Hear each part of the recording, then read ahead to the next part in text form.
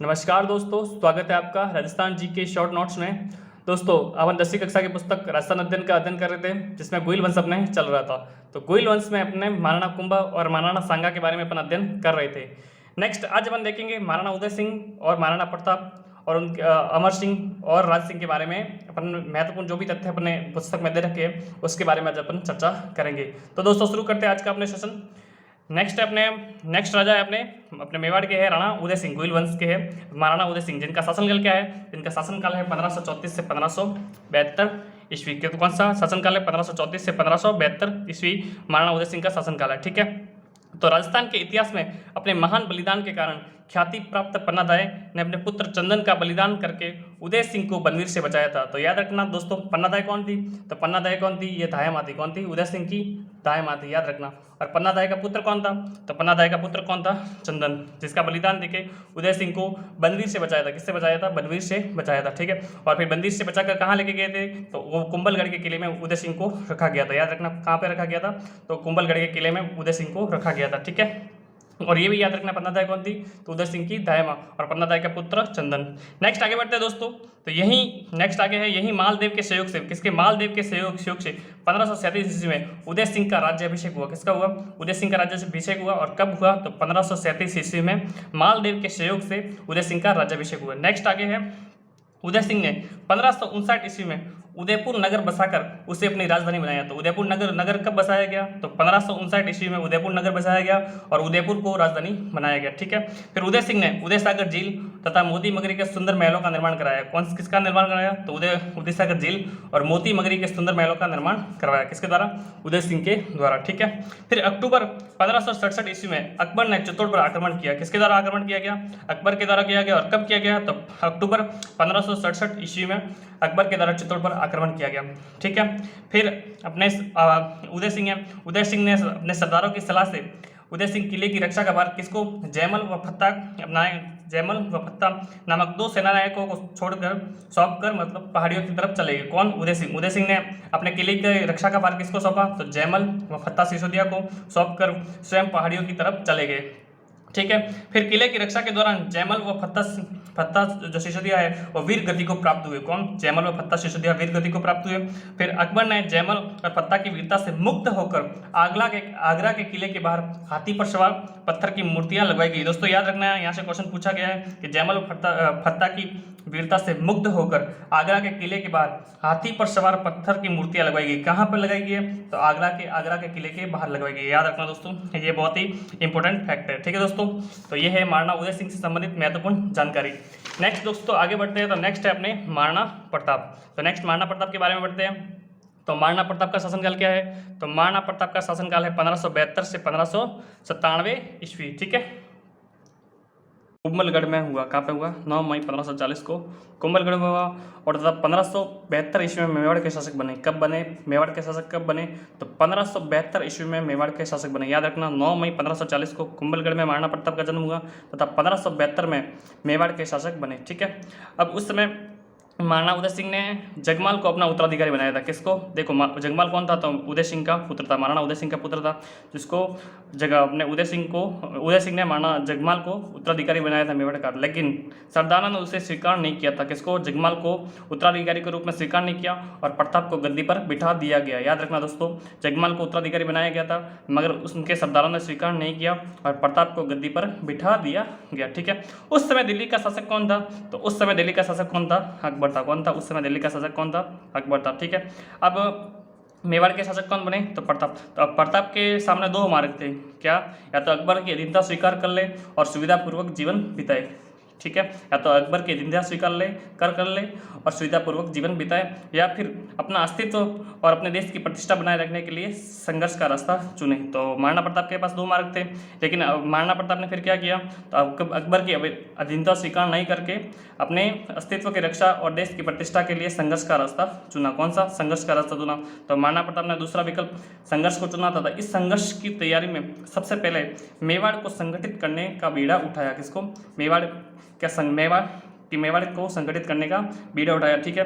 अब प्रताप ने मुगलों से बचकर युद्ध का प्रबंध करने के लिए उसने महाराणा प्रताप ने गोगुंदा से अपना निवास स्थान कुंभलगढ़ स्थानांतरित कर दिया। तो पहले महाराणा प्रताप का निवास स्थल कहाँ था, तो गोगुंदा में था। फिर गोगुंदा से अपना निवास स्थान कहाँ स्थानांतरित कर दिया, तो कुंभलगढ़ स्थानांतरित कर दिया। ठीक है दोस्तों, तो ये जानकारी याद रखना।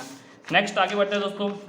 नेक्स्ट आगे है अकबर ने महाराणा प्रताप को समझाने हेतु 4 शिष्टमंडल भेजे। कितने शिष्टमंडल भेजे, तो महाराणा प्रताप को समझाने हेतु अकबर ने 4 शिष्टमंडल भेजे।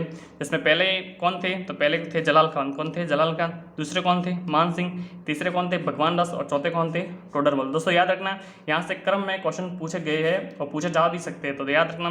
तो अकबर ने महाराणा प्रताप को समझौते हेतु 4 शिष्टमंडल भेजे थे। उसमें पहले कौन थे, तो पहले थे जलाल खान, दूसरे मान सिंह, तीसरे भगवान दास और चौथे टोडरमल। मगर महाराणा प्रताप ने कोई रुचि नहीं दिखाई। ठीक है, महाराणा प्रताप ने कोई रुचि नहीं दिखाई। नेक्स्ट आगे बढ़ते हैं। तो 1576 ईस्वी के प्रारंभ में अकबर मेवाड़ अभियान की तैयारी हेतु कहाँ पर, अजमेर पहुंचा। कहाँ पे, अजमेर पहुंचा। और वही उसने मान सिंह को मेवाड़ अभियान का नेतृत्व सौंपा। याद रखना, अकबर की सेना से मेवाड़ अभियान का नेतृत्व किसको सौंपा गया, तो अकबर की सेना से मेवाड़ अभियान का नेतृत्व किसको सौंपा गया, तो मान सिंह को सौंपा गया। किसको सौंपा गया, मान सिंह को। ठीक है दोस्तों, तो ये जानकारी याद रखना। नेक्स्ट 18 जून 1576 को कमनौर के पास मुगल सेना का प्रताप से युद्ध हुआ। महाराणा प्रताप से युद्ध हुआ। कब हुआ था युद्ध, याद रखना, इस डेट को आप याद रखना। 18 जून 1576 को कमनौर के पास मुगल सेना का प्रताप से युद्ध हुआ, जो इतिहास में हल्दी घाटी के युद्ध के नाम से प्रसिद्ध हुआ। कौन सा, हल्दी घाटी के युद्ध के नाम से प्रसिद्ध हुआ। कब हुआ था, 18 जून 1576 को। ठीक है, उस समय मुगल सेना का सेनापति कौन था, तो पता ही है आपको, आमेर का मान सिंह। कौन था, आमेर का मान सिंह। और महाराणा प्रताप की सेना का रावल कौन था, महाराणा प्रताप की सेना का नेतृत्व किसने किया था, रावल मीन्स अग्रिम दस्ता। तो किसने किया था, महाराणा प्रताप की सेना का नेतृत्व किसने किया था, हकीम कासूर ने किया था। किसने किया था, हकीम कासूर। ये मुस्लिम सेनापति थे। याद रखना, महत्वपूर्ण फैक्ट है, क्वेश्चन पूछा जा सकता है कि महाराणा प्रताप की सेना का नेतृत्व किसने किया, तो हकीम कासूर ने किया। किसके द्वारा किया गया, हकीम कासूर ने। और मुगल सेना का सेनापति कौन था, तो आमेर का मान सिंह। ठीक है, युद्ध में प्रताप के जीवन को संकट में देखकर झालाबीदा ने प्रताप का मुकुट धारण कर युद्ध किया और प्रताप को युद्ध भूमि से दूर भेज दिया। याद रखना, युद्ध में प्रताप के जीवन को संकट में देखकर झालाबीदा ने प्रताप का मुकुट धारण कर युद्ध किया और प्रताप को युद्ध भूमि से दूर भेज दिया। और यह युद्ध कैसा रहा, तो यह युद्ध अनिर्णायक रहा। कैसा रहा, अनिर्णायक रहा। नेक्स्ट आगे बढ़ते हैं दोस्तों। नेक्स्ट आगे कौन सा फैक्ट है, महत्वपूर्ण है। इस युद्ध को अबुल फजल ने क्या कहा था, इस युद्ध को अबुल फजल ने खमनौर का युद्ध कहा। किसका, कौन सा, खमनौर का युद्ध कहा। याद रखना, अबुल फजल ने हल्दी घाटी के युद्ध को खमनौर का युद्ध कहा, बदायूनी ने गोगुंदा का युद्ध कहा और कर्नल जेम्स टोड ने मेवाड़ की थर्मोपल्ली कहा। याद रखना, अबुल फजल ने हल्दी घाटी को खमनौर का युद्ध कहा, बदायूनी ने गोगुंदा का युद्ध कहा और कर्नल जेम्स टोड के द्वारा मेवाड़ की थर्मोपल्ली कहा गया। दोस्तों ये क्वेश्चन पूछा गया है पीटीए के एग्जाम में। कौन सा क्वेश्चन पूछा गया था, देखो दोस्तों मैं आपको बताता हूँ एक बार। ये क्वेश्चन है 25वां क्वेश्चन है कि हल्दी घाटी के युद्ध को गोगुंदा का युद्ध किसने कहा, हल्दी घाटी के युद्ध को गोगुंदा का युद्ध किसने कहा, तो अब्दुल कादिर बदायूनी के द्वारा कहा गया। किसको, अब्दुल कादिर बदायूनी के द्वारा कहा गया। ठीक है दोस्तों, ये कौन से एग्जाम में पूछा गया था, तो ये एग्जाम में अपने आरपीएससी के द्वारा जो पीटीए का एग्जाम हुआ था 30 अप्रैल को, उसमें ये क्वेश्चन पूछा गया था। ठीक है दोस्तों, तो ये जानकारी में आप याद में रखना। इससे पहले भी मैंने आपको पढ़ाया था एक क्वेश्चन, अपने क्या क्वेश्चन पढ़ाया था, इससे पहले दोस्तों मैंने महाराणा सांगा के बारे में बताया था। तो महाराणा सांगा से संबंधित भी यहाँ पे एक क्वेश्चन पूछा गया है। तो क्या क्वेश्चन पूछा गया है, तो महाराणा सांगा के समय मालवा का शासक कौन था उस समय, तो महाराणा सांगा के समय मालवा का शासक कौन था, तो महमूद खिलजी द्वितीय था। तो ये क्वेश्चन भी पूछा गया, तो इसको भी आप ध्यान में रखना। सीधे एनसीईआरटी के पूछ सकते हैं, डायरेक्ट क्वेश्चन पूछेगा, तो याद रखना महमूद खिलजी। किसका समकालीन था, मालवा का शासक कौन था उस समय, तो महमूद खिलजी द्वितीय था। किसके समय, राणा सांगा के समय। और महाराणा कुंभा के समय कौन था, तो महाराणा कुंभा के समय था महमूद खिलजी प्रथम। तो दोनों ही फैक्ट आप याद रखना। ठीक है दोस्तों, आगे बढ़ते हैं। नेक्स्ट यहाँ तक अपने हो चुका। नेक्स्ट अपने आगे है कि 1576 से 1585 तक अकबर ने मेवाड़ पर अधिकार करने के लिए अनेक अभियान भेजे, किंतु अधिक सफलता नहीं मिली। ठीक है, फिर नेक्स्ट आगे है महत्वपूर्ण फैक्ट है, हल्दी घाटी नाम हल्दी रंगी मिट्टी के कारण नहीं पड़ा। ऐसा मिट्टी यहाँ पे अपने हल्दी घाटी में ऐसी मिट्टी है भी नहीं। हल्दी घाटी में मिट्टी कैसी है, तो लाल, पीली और काली 3 रंगों वाली मिट्टी है। फिर इसे हल्दी घाटी क्यों नाम दिया गया, तो इसका कारण क्या है कि यहाँ हल्दी चटी कई नवविवाहित पुरुष थे, कई नवविवाहित थे जो इस हल्दी घाटी के युद्ध में उन्होंने अपना बलिदान दिया। इसके कारण यहाँ की मिट्टी कैसी है, हल्दी रंग की मिट्टी है। ठीक है दोस्तों, तो ये कारण याद रखना। ठीक है, नेक्स्ट आगे बढ़ते हैं। महाराणा प्रताप के पुत्र अमर सिंह ने 1580 में अचानक शेरपुर के मुगल शिविर पर आक्रमण कर दिया कर अब्दुल रहीम खान खाना के परिवार की महिलाओं को बंदी बना दिया। किसके? अब्दुल रहीम खान खाना के परिवार की महिलाओं को बंदी बनाया। कब? किसके द्वारा? तो अमर सिंह के द्वारा 1580 ईस्वी में। ठीक है, इस संपूर्ण घटनाक्रम की जानकारी मिलने पर प्रताप ने मुगल महिलाओं को ससम्मान सुरक्षित भिजवाने के आदेश दिए। ठीक है दोस्तों, तो ये भी जानकारी आप याद रखना। नेक्स्ट दोस्तों आगे बढ़ते हैं। नेक्स्ट आगे है 1582 में दिवेर की मुगल चौकी पर आक्रमण के समय कुंवर अमर सिंह ने वहां पर तैनात मुगल अधिकारी सुल्तान खां को भाले की एक ही वार में परलोक पहुंचा दिया। किसके द्वारा? तो किसके द्वारा? तो कुंवर अमर सिंह के द्वारा। कब? 1582 ईस्वी में दिवेर की मुगल चौकी पर आक्रमण के समय कुंवर अमर सिंह ने वहां पर तैनात मुगल अधिकारी सुल्तान खां को भाले की एक ही वार में परलोक पहुंचा दिया था। मतलब एक ही वार में सुल्तान खां को मार गिराया था। ठीक है, फिर कर्नल टॉड ने दिवेर को मेवाड़ का मैराथन कहा। किसके द्वारा?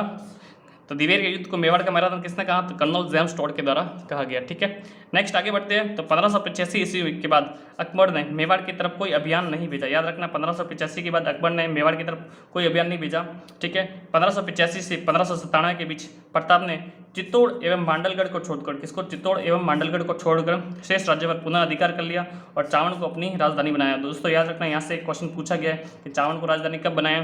तो 1585 में बनाया गया। और चावड़ कितने समय तक राजधानी रही? तो 1585 से 97, मतलब 12 वर्षों तक राजधानी रही थी। ठीक है, फिर 19 जनवरी 1597 को प्रताप की मृत्यु होगी। कब प्रताप की मृत्यु को भी महाराणा प्रताप की? तो 19 जनवरी 1597 को प्रताप की मृत्यु होगी और चावड़ के पास बाडोली नामक गांव में प्रताप का अंतिम संस्कार किया गया। कहाँ पर? चावड़ के पास बाडोली नामक जो गांव है वहाँ पे महाराणा प्रताप का अंतिम संस्कार किया गया। ठीक है, इस प्रताप के संबंध में कर्नल जेम्स टॉड ने क्या कहा? तो प्रताप के संबंध में कर्नल जेम्स टॉड ने कहा कि आल्पस पर्वत के समान अरावली में कोई भी ऐसी घाटी नहीं जो प्रताप के किसी न किसी वीर कार्य, उज्जवल विजय या उससे अधिक कीर्तियुक्त पराजय से पवित्र ना हुई। दोस्तों याद रखना, कर्नल जेम्स टॉड ने क्या कहा कि आल्पस पर्वत के समान अरावली में कोई भी ऐसी घाटी नहीं जो प्रताप के किसी न किसी वीर कार्य, उज्जवल विजय या उससे अधिक कीर्तियुक्त पराजय से पवित्र ना हुई हो। ठीक है दोस्तों, तो ये जानकारी आप याद रखना।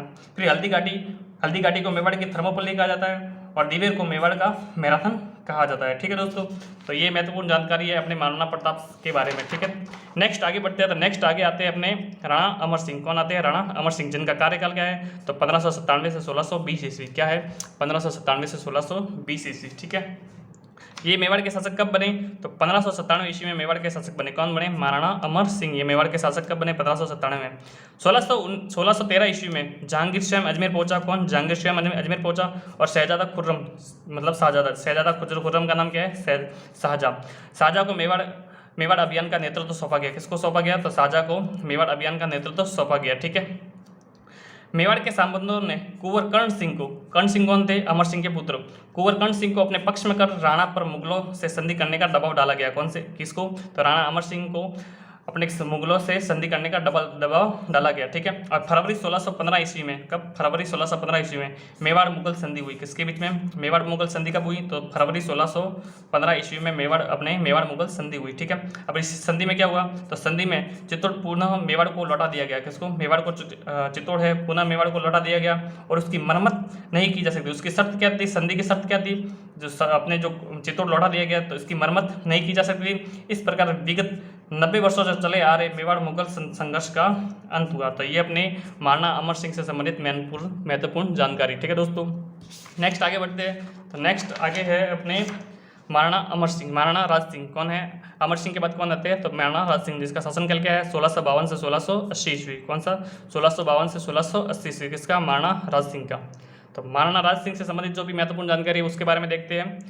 राज सिंह के शासक बनते ही चित्तौड़ की मरम्मत कार्य को पूरा करने का निश्चय किया गया। मतलब संधि का जो मेवाड़ मुगल संधि हुई थी अपने 1615 में, उसका उल्लंघन किया गया। निश्चय अपने मरम्मत के कार्य को पूरा करने का निश्चय किया गया, लेकिन मुगल सम्राट ने इसे 1615 ईस्वी के मेवाड़ मुगल संधि की शर्तों के प्रतिकूल मानते हुए चित्तौड़ दुर्ग को ढहाने के लिए 30,000 सेना के साथ सादुल्ला खां को भेजा गया। किसको? सादुल्ला खां को 30,000 सेना के साथ सादुल्ला खां को भेजा गया। ठीक है, मुगल सेना ने कंगूरे और बुर्ज गिराकर लौट गई। जो मुगल सेना आई थी 30,000, उसने अपने जो कंगूरे बनाए गए, कंगूरे और बुर्ज गिराकर पुनः लौट गई। ठीक है, अब 1658 ईस्वी में मुगल शहजादे ने मुगल शहजादों में उत्तराधिकारी का युद्ध हुआ जिसमें महाराणा राज सिंह ने किसी को समर्थन नहीं किया था। ठीक है दोस्तों, याद रखना। फिर जब औरंगजेब दिल्ली का शासक बना, औरंगजेब दिल्ली का शासक बना, तो प्रारंभ में राज सिंह से संबंध अच्छे थे। किसके? औरंगजेब के महाराणा राज सिंह से प्रारंभ में संबंध अच्छे थे।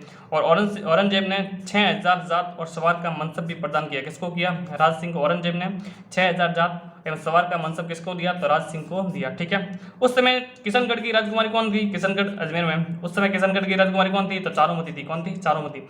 अब उस चारुमती का विवाह किससे होना था उस समय? तो औरंगजेब से होना था। किससे होना था? औरंगजेब से। लेकिन चारुमती से विवाह किसने किया? तो राज सिंह ने अपने चारुमती से विवाह किया। कब किया? 1660 ईस्वी में। याद रखना, किशनगढ़ की राजकुमारी थी चारुमती, जिसका विवाह औरंगजेब से होना था, लेकिन अपने भाई साहब राज सिंह किया है, और राज सिंह ने विवाह कर लिया किससे? चारुमती से। कब किया? 1660 ईस्वी में, जिससे औरंगजेब क्या हो गया?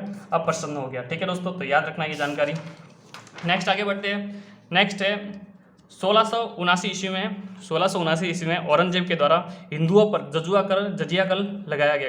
किसके द्वारा? औरंगजेब के द्वारा 1679 ईस्वी में हिंदुओं पर जजिया कर लगाया गया।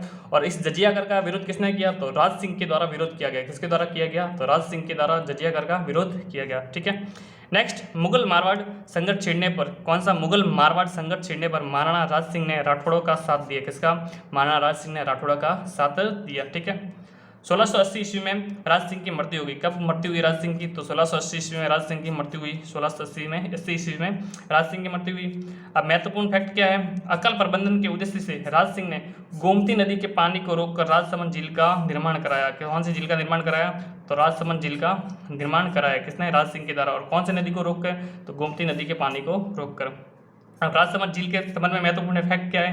तो इस झील के किनारे नौचौवकी नामक स्थान पर राज प्रशस्ति नामक शिलालेख लगवाया गया। कौन सा? राज प्रशस्ति नामक शिलालेख लगाया गया। और राज प्रशस्ति जो शिलालेख है, इसकी रचना किसके द्वारा की गई है? तो राज प्रशस्ति जो शिलालेख है, इसकी रचना रणछोड़ भट्ट के द्वारा की गई है। किसके द्वारा की गई है? रणछोड़ भट्ट के द्वारा की गई है। ठीक है। अब यह प्रशस्ति है जो 25 काले संगमरमर की शिलाओं पर खुदी हुई है। कितने? तो यह 25 काले संगमरमर की शिलाओं पर खुदी हुई है। और ये संसार का सबसे बड़ा शिलालेख है। कौन सा? राज प्रशस्ति है, जिसकी रचना किसके द्वारा की गई है? रणछोड़ भट्ट के द्वारा की गई है। और ये संसार का सबसे बड़ा शिलालेख है। तो ठीक है दोस्तों, तो ये गोहिल वंश के संबंध में जो भी अपने राजस्थान अध्ययन की पुस्तक में जो भी महत्वपूर्ण जानकारी दे रखी थी, उनको मैंने पूर्ण करवा लिया है। ठीक है दोस्तों, तो नेक्स्ट वीडियो में देखेंगे जो भी राजवंश दे रखा है उसके बारे में अपन अध्ययन करेंगे। तो दोस्तों, आज का अपना सेशन इतना ही रहेगा। धन्यवाद दोस्तों। राधे राधे मित्रों।